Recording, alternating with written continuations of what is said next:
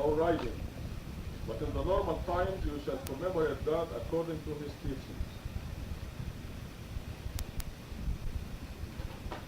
Okay? Let's say you're riding a car and you're going on a long trip. These are abnormal circumstances. You can pray while in the car. You can make tayammum in the car. So in a way to tayammum, just touch the seat in front of you, just like the Quran says, and do your face and your hands.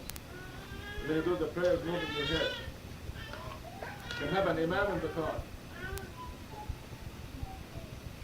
Possibly the driver. You can stop the car and go somewhere and pray, that would be better. But if you have to catch a certain, you have a certain appointment and you're late and nobody can stop, you still, God will accept it, inshallah. What about if you stand in an unemployment line? And you're, and you're getting close to a prayer. You can pray anywhere you want. You can pray anywhere. Salat prayer is the one worship where there's absolutely no excuse for not doing it. You can't think of any excuse. You cannot, there's absolutely no way you can say, I was doing this or I was doing that. When you're sick. Even when you're sick, if you're paraplegic, you can pray with your eyelids. It's hard to do that though, because when I was sick 2 weeks ago, and it's really hard to concentrate if you're not standing up and saying it. If you're just doing it in your head, you stop concentrating. It's really hard. Doesn't matter. You have to go through it anyway. Yeah. With your eyelids. That's hard. So say for example on Tuesday, working all afternoon, about 4 o'clock I could just stop and the room isn't too busy, I could just pray to myself and I don't have to worry about going out or anything like that. Just go out. It'd be better if you go make your wudu and go find a quiet place and pray. The normal thing. But if it is not possible, yes, you can pray at your desk. Especially recommend if you're traveling or if you're on a bus, for example, or on a plane, Right. waiting for someone in the hospital or something.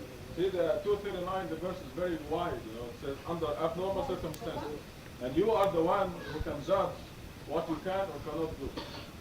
You cannot cheat yourself. If you are in any way able to do the salat in the normal way, do it that way. Otherwise, you'll be cheating yourself. You say, oh, I can't do it What if there's... You can keep the children apart, they be quiet. Keep them apart. Keep the children apart, they be quiet. Jamila, come and sit next to daddy.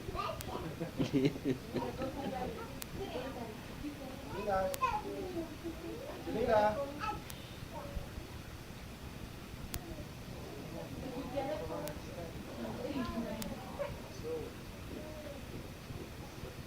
That's a good.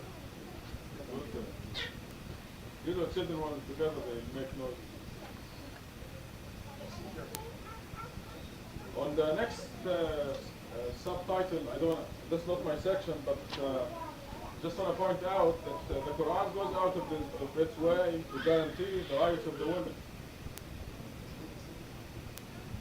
A lot of people around the world confuse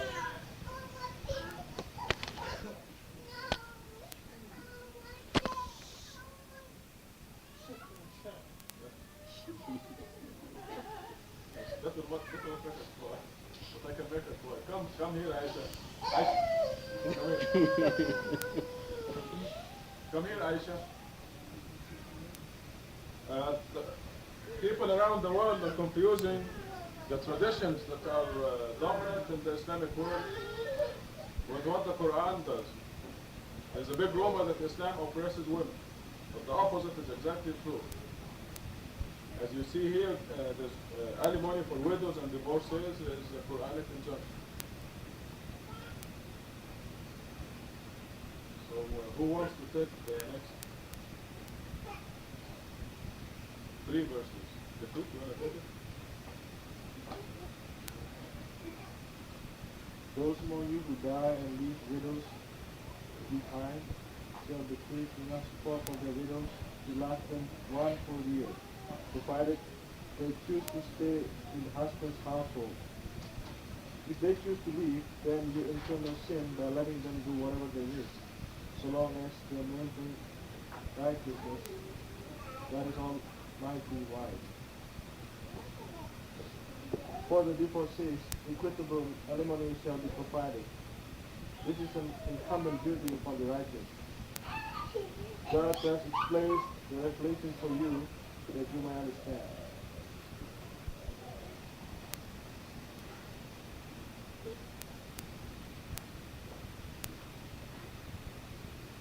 This 240 tells us that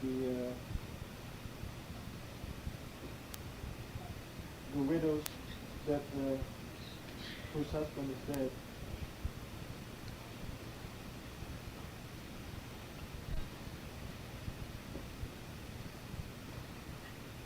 if the widow stayed in the husband's house, then she is entitled to 1 year's support. Right. So who is this support?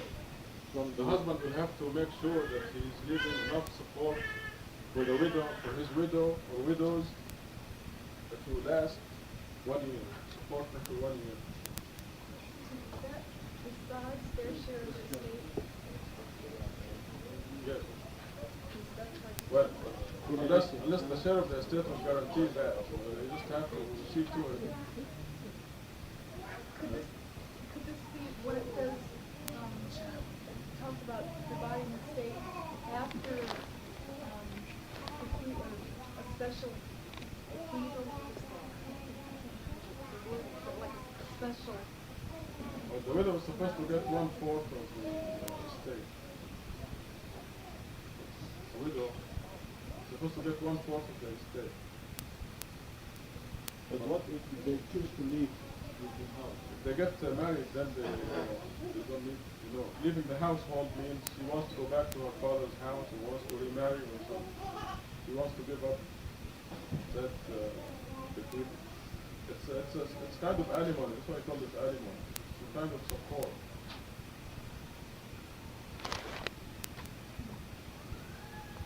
but that's part of her share of the estate. No, it could be the same or it could be separate. You just wanna, the idea is that when a man marries a woman, she's not the same anymore, and she may become dependent on him at least partially. So the idea is to guarantee her at least a year of support. So before she looks for something else. Can I say something on this? Well, this is my interpretation, because this is something that we actually meet these cases in our country. I'm just going to tell you what they do in our country. This has nothing to do with inheritance of the widow. In our country, where families live together, it's not just a nuclear family. In the household, you have brothers, sisters, and so on. She has her share of the inheritance. That is something else. The way we interpret this is as follows. Somebody takes over the household. Maybe it's a son or a brother of the deceased. That widow, if she will remain in the household, must be guaranteed support for at least 1 year. Unless, as Ustaz is saying, she decides to go back to her father or to her brother, or she has enough means of her own and she wants to be independent and she gets her children with her. Now let's take my case. Let's say I die, and the one who takes over more or less the responsibility of the household where they all live together, normally he's a brother or an oldest son, he must take care of guarantee my widow for at least 1 year. And I think that is very close to this. Over and above the inheritance. But if she doesn't want to stay, she can get her inheritance and live. And the head of the household is not obliged now to feed her in another household because she has left the household. He's telling her, if you want me to feed you for 1 year, you stay. But if you go, then you're on your own. Maybe you want to do what you want. Or maybe she has a prospective husband, you know. So give her a chance to go. The Quran is designed to cover all circumstances. There are circumstances where if the inheritance laws cover the 1 year support for the wife, then there's no need to worry about it. But if the circumstances require it, we have to see that the widow is provided for 1 year. Okay, back to Gatul. Go ahead. I just was wondering, in Surah 4, verse 12, it talks about deducting any special will that does not infringe upon the rights of the entire estate. I was wondering if that's kind of what it was referring to, that. Say it again. It talks about dividing the estate after deducting any special will. And I was wondering if that's what it was referring to. Well, this refers, some people have secret charities. And now that I think about the people who have secret widows, that you want to guarantee that, I know of 2 instances where people, the man will have to specify the charity that he supported, or if he has a wife that nobody knows about, she must have a year's support. So the Quran covers all circumstances. Let me just also support what you say. It's very general. And if we go into details, you will see how good this is. For example, I have 2 wives because you must make allowance. Unfortunately, I only have 1, but anyhow. Hypothetically, suppose I leave 2 widows behind. It's too late, then. Yeah, I know. Just watch. What can I do? Just wait till the rumors Yeah. start.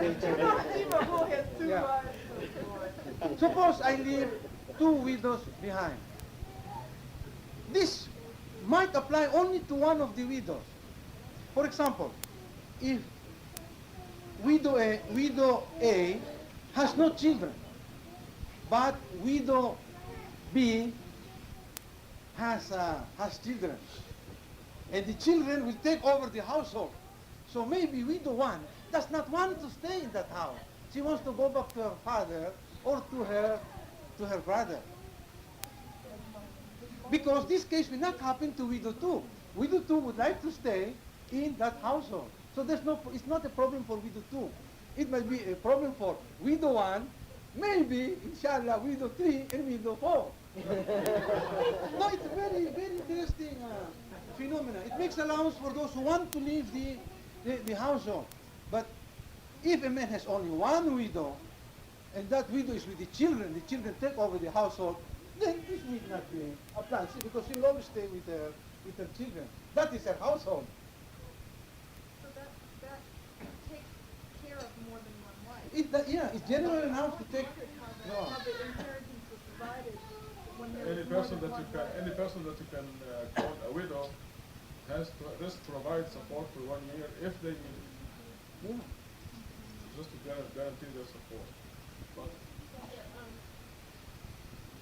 Is insurance forbidden, or what is it about insurance? Would that be like the alimony, or what's the relationship? Life insurance. yeah, life insurance? Yeah. Well, I had heard that Muslims don't have insurance. I don't know what it would do or I think insurance is haram. It's like gambling or something. It's a game of chance. It's a game of chance because I can buy, you can buy insurance, pay 1 installment of $200 and cash $100,000 in the next month. Insure your wife, It's a game of get all chance. the money. She can sue you and get the money. Yeah. She might decide to poison you.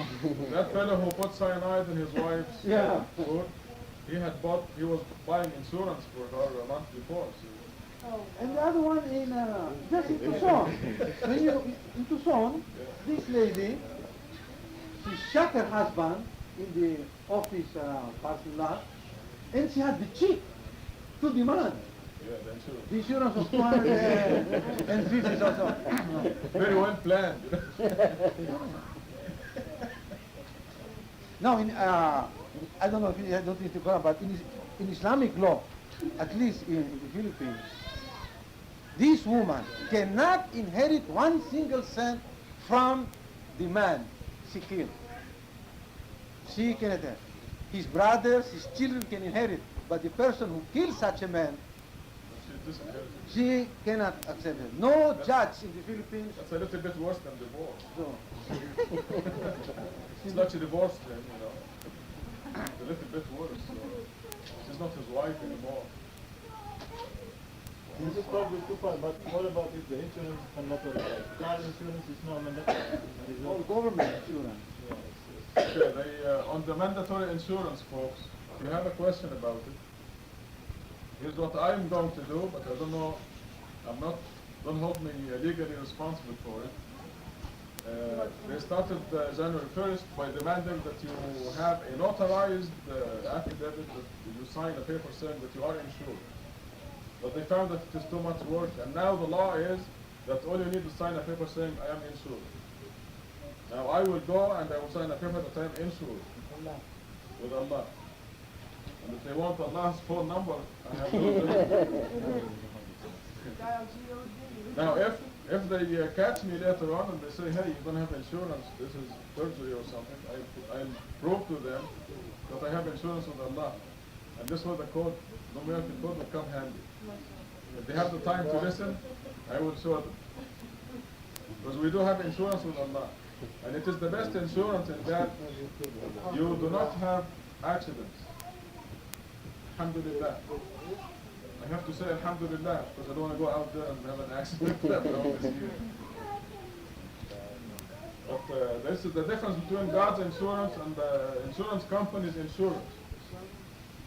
If you have insurance with insurance companies, you will have accidents and they will pay for you. But if you have insurance with Allah, you will not have the accidents to start with. So the mandatory insurance, alhamdulillah, there were more people complaining about it than us. Back to Gatul. I think we go to 241 now.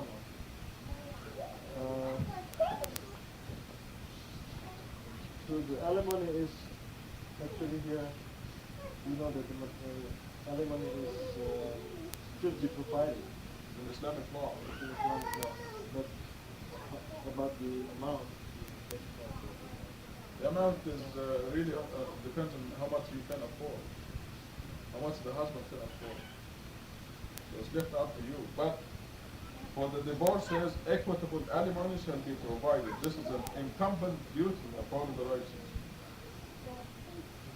It might also depend on how long the marriage lasted. The kid is married with. So what you feel is, see, God left it up to you. It's an incumbent duty upon the righteous. And the righteous people will be responsible for it. And you have to go a little bit more against yourself. I mean, the person who's paying the alimony. So if you think you can afford $50, you go and pay $75. It's kind of thing. Because it's God's recommendation. what is the process mean? Is it also for the man or strictly for the woman? This alimony is only given to the woman or You know, open a can of worms.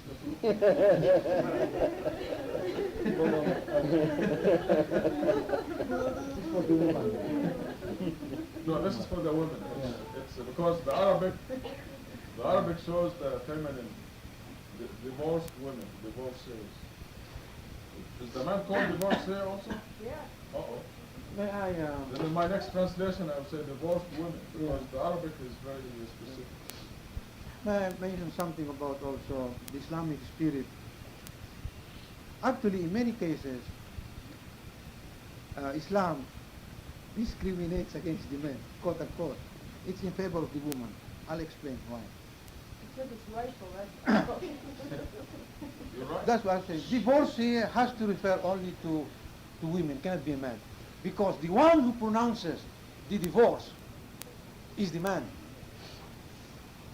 And therefore, in any case, the woman is the aggrieved party. yeah, always. And that's why in actual practice, when a woman is, let's say, maltreated by her husband, etc., etc., etc., she asks for a divorce from her husband. You get the point? But that's a simple. That's a simple. No, yeah, I'm telling how the Islamic spirit has developed. So, Can and you keep the if, children apart? Somebody's making a lot of noise. and if he refuses, sometimes the judge declares the divorce. So, when she asks for a divorce and he refuses, the judge declares it for him. Or he grants he makes the divorce, he declares the divorce. So in any case, even if the woman is the one who wants the divorce or wants to be divorced, since it's the husband who declares the divorce, she is the aggrieved party. And therefore, strictly speaking in Islam, only a woman is a divorcee. This has always has to be a woman. A woman cannot tell a man, I divorce you, husband, no. She can make his life so miserable that he divorces her. Then she gets what she wants. Because she can always say, well, you divorced me, you must give me back my dowry. If you have kept it, you must give me this, this, this, this. So it's always, I think, the Islamic spirit has always leaned more for the women. I'm not complaining, but I'm trying to show that this, what you earlier said, that Islam has always been against women.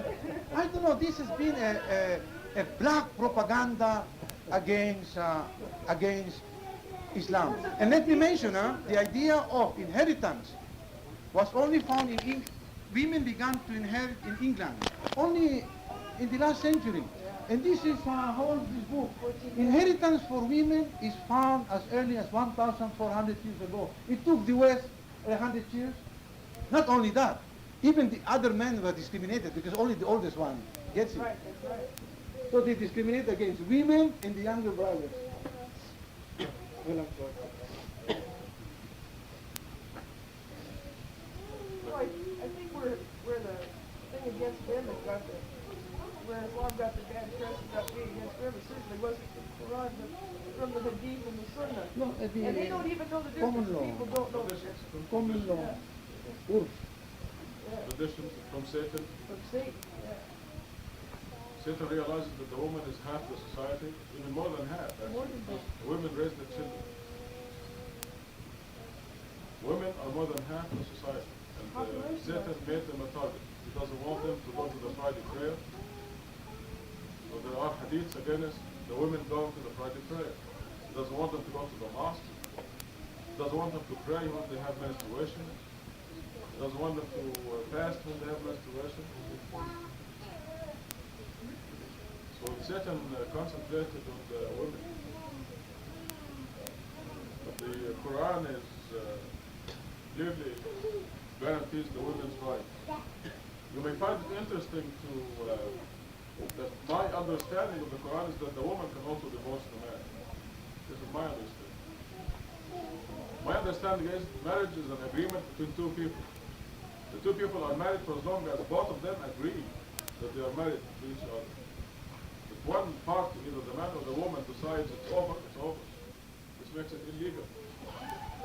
If one party is dissatisfied.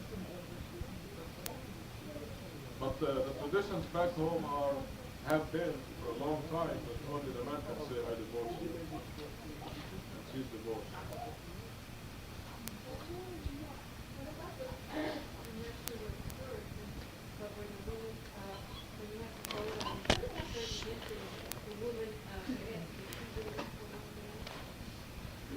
This is the monetary transaction in a loan. It's the one instance where you cannot have a man and a woman witnessing because the man can marry the woman. and Do away with the woman. and do away with it. If the man marries the woman, they become like one witness. He may influence her or she may influence him, and they are not anymore qualified as two different witnesses. So that's why we have to have three witnesses. I suppose that he marries both of them. Yeah, I was going to say, well, you married the two of them. Very unlikely. Actually, if he marries the two of them, it's still safe because you have no idea how much rivalry and jealousy is between the two wives of one man. I mean, we hear all kinds of stories.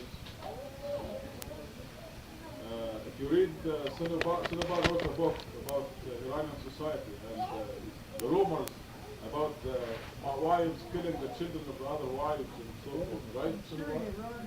The rivalry is unbelievable. So when if one of the women lies about the law transaction, the other one will be so frustrated. In fact, this is what the Quran says. This is what the verse says. If one of them deviates, the other will correct them. So even in that instance, if the man marries the two of them, this still guarantees the safety of the testimony. Well, what about, I mean, if it was, if there were no male witnesses, if there was only women witnesses, if the whole transaction was just about women? That's Would a you very still need, theoretical situation. huh? That's a very theoretical situation. Why? And it's very common. I'm thinking of the verse that you wrote. I mean, there's a lot of women now that have businesses.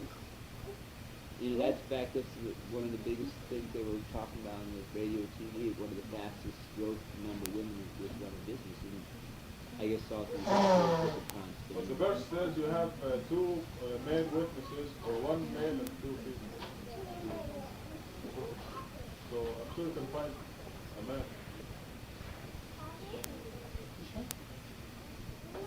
Okay, back to Gattuso. I think 2.2 is self-explanatory. Yeah, I didn't explain the revelations for you. Very good point. Okay, Din Mahmoud. That's on the next three verses. You shall courageously struggle for the cause of God. What do you think of those who fled their homes, though they numbered in the thousands, because they feared death? Consequently, God said to them, die, then revive them. God is gracious towards the people, but most people are not appreciative. You shall courageously fight for the cause of God, and know that God is here, fully aware. Would you not loan God a righteous loan, that he multiplies for you manifold?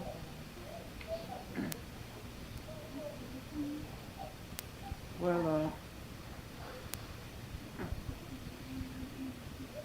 243. Well, in general, we know what this means, but I don't know if it refers to a particular event. But the idea is that well,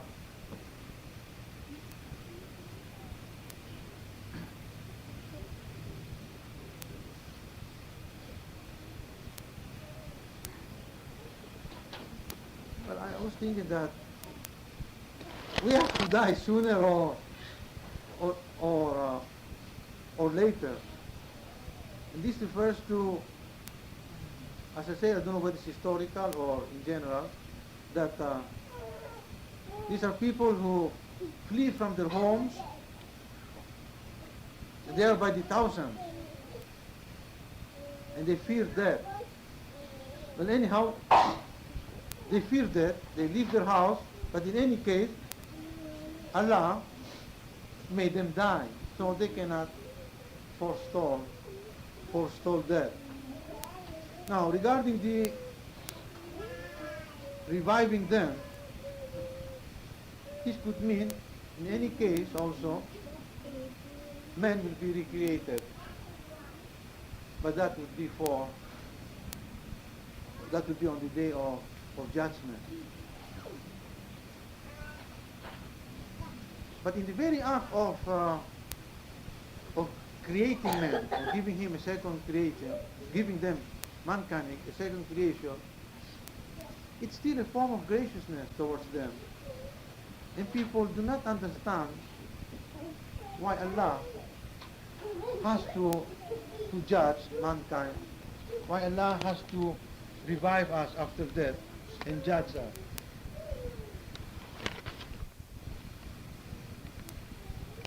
But the commandment is clear.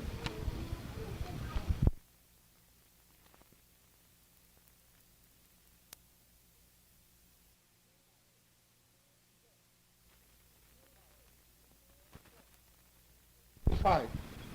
Because if you're afraid and you run away, verse 243 says, in any case, you will die.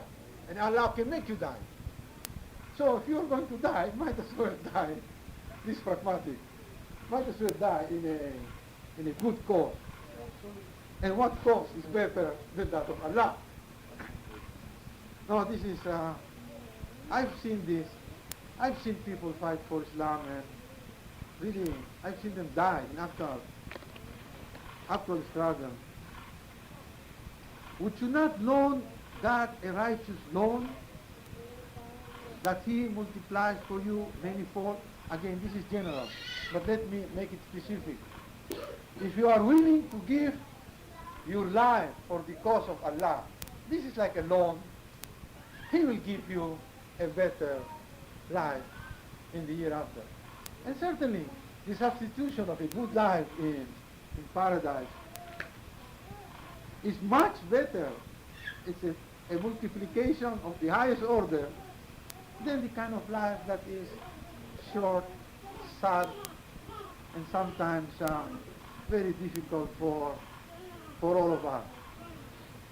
So, if Allah demands your life, give it to Him as a loan, and you will get back the interest manifold. That's the way I look at it. There are times really, in the United States things are calmer here, but I don't know what can happen in the future. Only Allah knows the future. But in many countries, there are cases when a man is asked to stand up to be counted for the defense of Islam, even to the sacrifice of his family.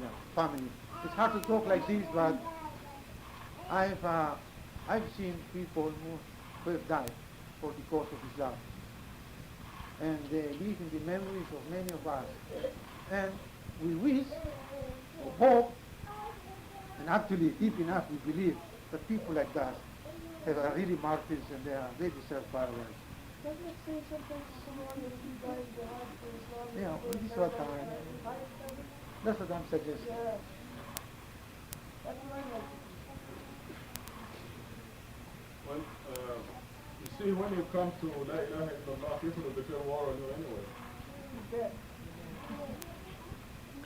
And it's mainly because Satan always moves his agents against you. The moment you are, especially if you're going to be a significant force for worshiping God alone, there'll be all kinds of forces that fight you, and if you're not courageous enough to stand up for those fights and be ready to face them, then you don't qualify for result. There's tremendous reward that goes with it. On the first verse, my understanding of it is that is verse 241, 243. What do you think of those who fled their homes, though they numbered in the thousands? This is an actual incident in the past. My understanding of it in the Quran.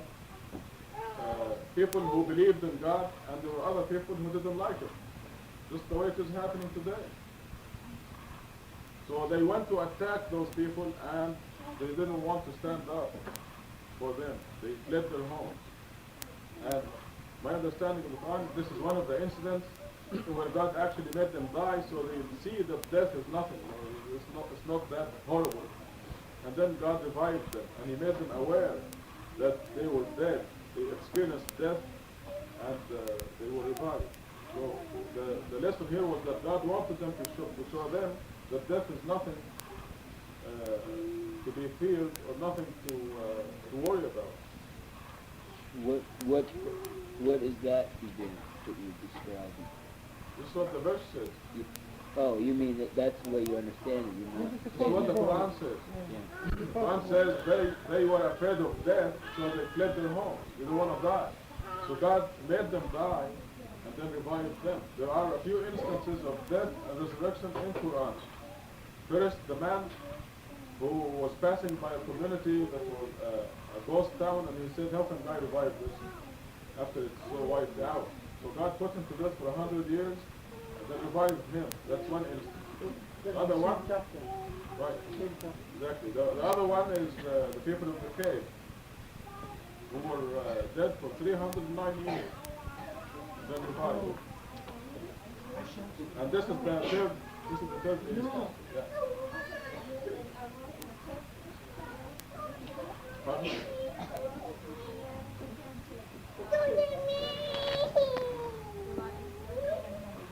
Right. Also, the man who they used part of the cow to revive him, you know? And he told who killed him. So that's another instance. So there are a few instances in Quran where God revived the dead. So this is thousands of people at once. This is thousands. Yes. God told the whole community die. They died and then he revived them. I told them, see, it wasn't too bad. Because death wasn't bad. Actually, we all experienced death because we were born. And you didn't miss Abraham Lincoln, did you? I mean, you didn't care. You were dead. It's the same, it's just a wave. We're the wave that's alive now at this point. But we all experienced death before. Wasn't bad, was it? Right. It's really nothing to fear. Especially if you know that the time and place and the manner of your death is already written down, recorded in your videotape. Exactly when, where, and how you will die. It's already decided. There is nothing anybody can do to change that.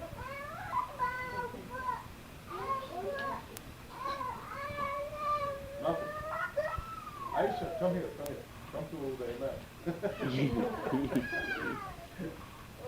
Trying to scare her. Into sight.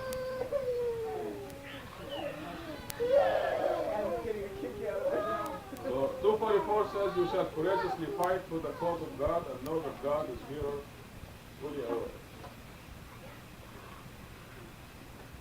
The believer is always victorious. Adib, you want to take that? By the way, excuse me, Adib. It's 15 minutes to 9 and we have to rush a little early today because I find this interesting. Because this is a long one. This is one subject. Yeah, this is the long section. It's a long section. Well, Adib can take a couple of verses anyway. Yeah, this is the long one. But many of you met my sister and she's arriving tonight. Her husband... The doctor? Yeah. Her husband won a scholarship to study at the university. This is an Egyptian government scholarship. So she'll be here for at least 4 years, inshallah. And she's arriving on Republic Airlines flight number, you guessed it, 19. Which I take as a good sign. I was worried about her husband, whether he makes it or not. Because alhamdulillah, she made it. She came to La ilaha illallah and she rejected hadith and sunnah and there was nothing to me. But I wasn't sure about her husband because I never met him before. Is he coming over? Yeah. He's the main one. She's accompanying him. Oh, he's done. So I have to rush to the airport, inshallah. So when Adib will discuss the 3 verses, 246, 47, 48. Have you noted the elders of Israel after the time of Moses who said to their prophets, appoint a king for us if you want us to fight for the cause of God. He said, is it your intention that when fighting is decreed for you, you will not fight? They said, why should we not fight for the cause of God when we were forcibly evicted from our homes and deprived of our children? Yet when fighting was decreed for them, they turned away, except for a few. God is fully aware of the wrongdoers. Then the prophet said to them, God has appointed Salat to be your king. They said, how come he be our king? How could he be our king when we are more worthy of kingship than he is, and he is not rich? He said, God has chosen him and endowed him with abundance in both mind and body. God grants kingship to whomever he wills. God is bounteous, omniscient. You want me to move forward? The prophet said to them, the sign of his kingship is that the ark of the covenant will come to you, bringing assurance from your Lord and relics from the time of Moses and Aaron. The angels will bring it to you. This should be a convincing sign for you if you are really believers.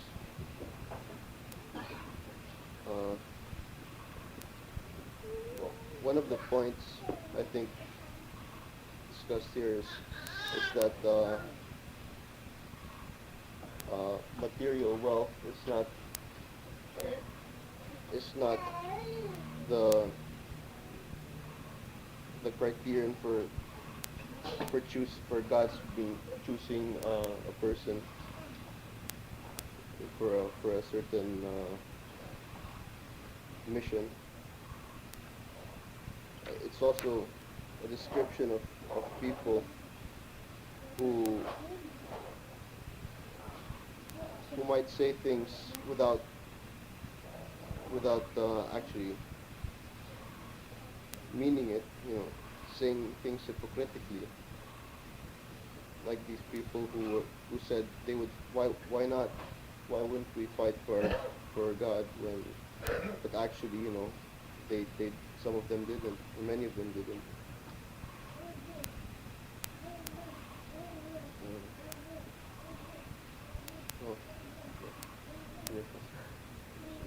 Well, this of course is a historical incident narration of how Saul became a king, and it is identical to what's in the Bible. You read the Bible about Saul, you find that it is identical, that Saul, they objected that why should Saul be the king when he's not rich?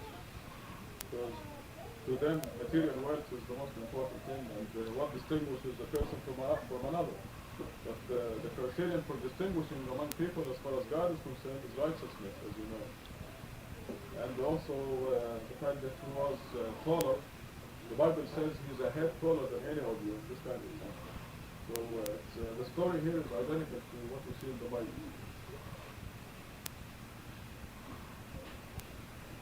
Also, there's a mention of the ark. Did any of you see the movie? So there's some truth to the movie. What movie? What's the name of the movie? I forget. Raiders of the Lost Ark. Raiders of the Lost Ark. And the ark has tremendous power associated with it. It has a biblical basis to it. Yeah, but what is very interesting is that the Quran reveals that many people have asked what was inside the ark. The Quran says that these are relics, after the word in Arabic, these are things belonging to Moses and Aaron, which in time could have... Probably the tablets. I wonder if it's the tablets that were written by God. So, yeah. Maybe that's what it is. But I'm not so sure that the Bible specifically mentions. Okay, folks, They say that nobody's allowed to look inside of it. This is going to be our first They keep saying if anybody looks inside of it, they die. Yeah. And Many people went to the Holy of Holies and they opened it, they didn't find anything. They didn't even find the ark anymore. we're going to have the prayer at 6 o'clock as usual. We're enjoying the long night. We have probably a couple more months.